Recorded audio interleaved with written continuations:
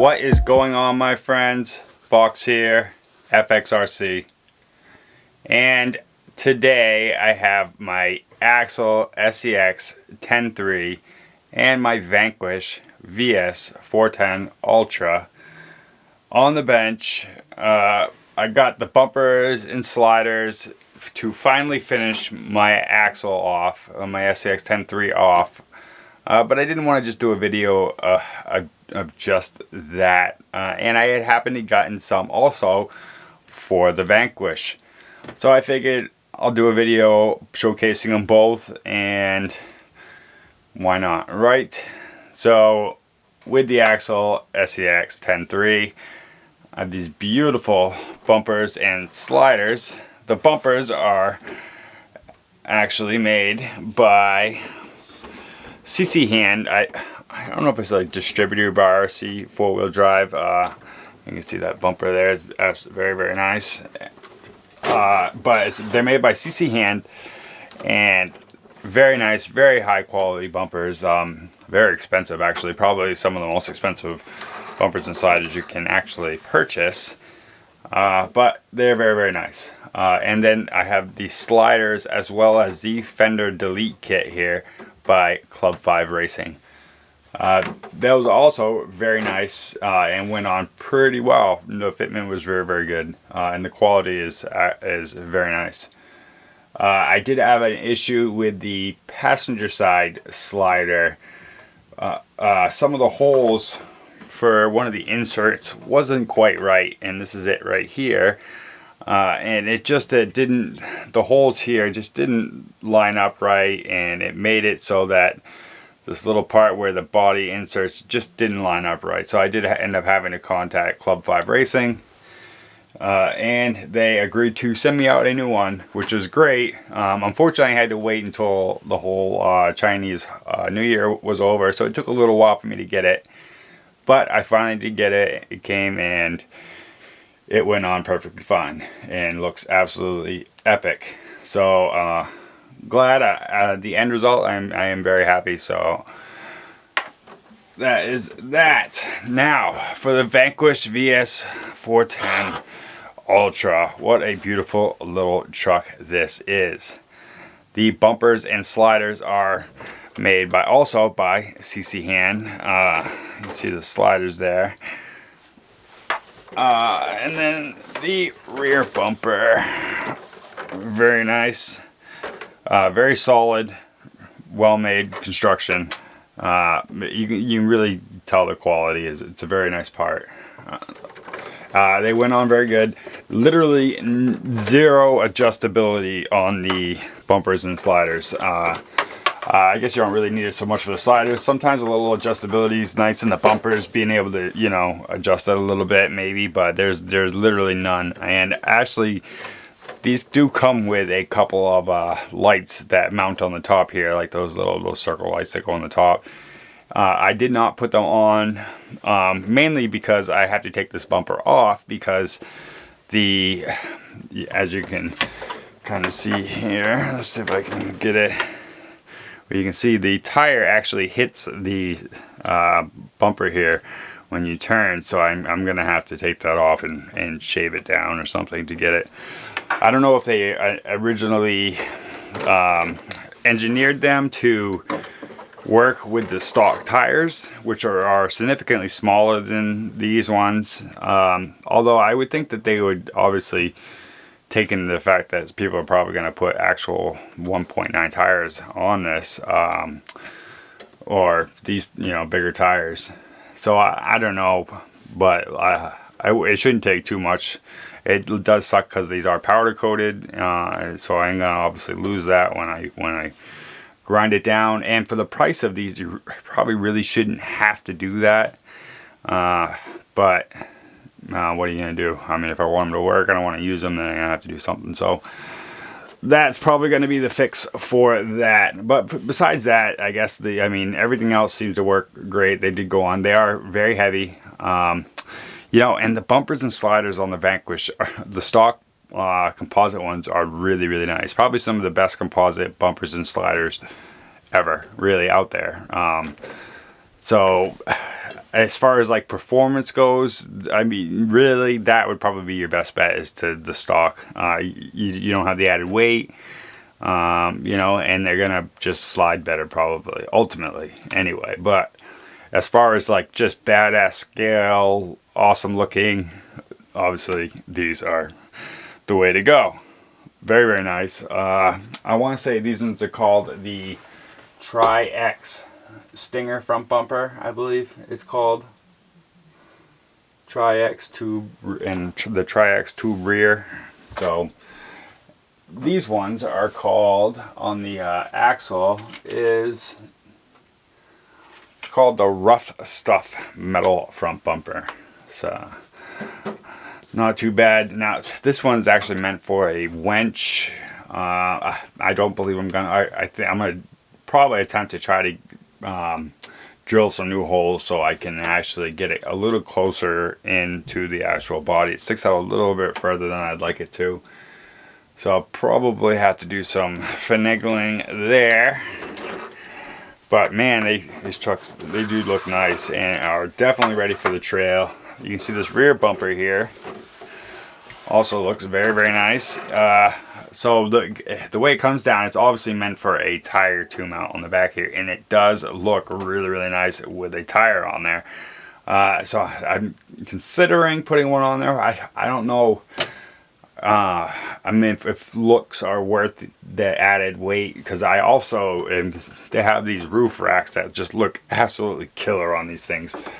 So I was considering maybe even doing that too. So I don't know if I'm gonna, though.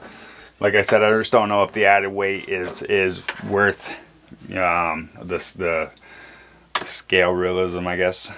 So anyway, I'm gonna see how it performs now and go from there. I also did end up getting the aluminum bumper mounts for the front and the rear, just to get rid of those plastic ones, so that now these bumpers are actually mounted onto aluminum opposed to composite.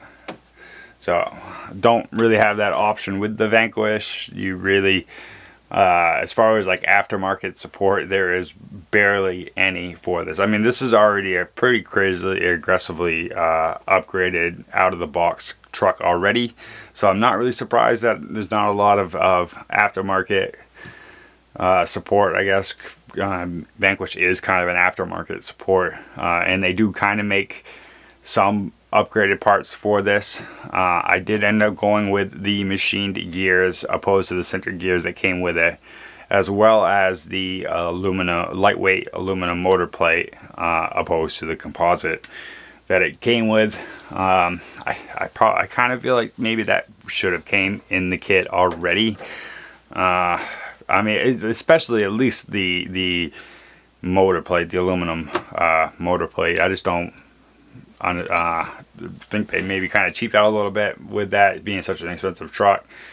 You could probably at least put some of those little upgraded things that were already in the Pro, and they, I guess, to justify this being the portal being cost them that much more money to make the portals opposed to the straight axles that are on the Pro that they had to skimp out in the transmission is, I don't know, so it seems kind of silly to me, but what do I know. Anyway, they came out pretty nice. I got a little bit more work to do on the Vanquish here. I am going to do something kind of bed in the rear and a roll cage, but I'm pretty sure I'm going to braze that myself.